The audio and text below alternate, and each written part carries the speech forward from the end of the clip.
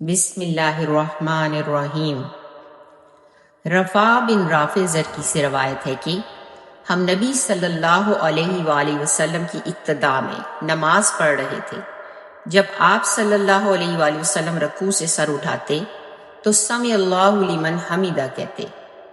ایک شخص نے پیچھے سے کہا، ربنا ولک الحمد حمدا کثیرا طیبا مبارکا فیہ، اے ہمارے رب، اور تیرے ہی لیے حمد و ثنا ہے، بہت زیادہ پاک اور مبارک۔ آپ صلی اللہ علیہ وآلہ وسلم نے نماز سے فارغ ہو کر دریافت فرمایا کہ کس نے یہ کلمات کہے ہیں؟ اس شخص نے جواب دیا کہ میں نے۔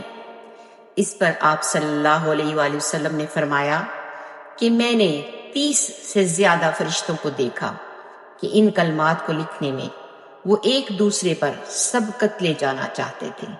صحیح البخاری حدیث نمبر 799۔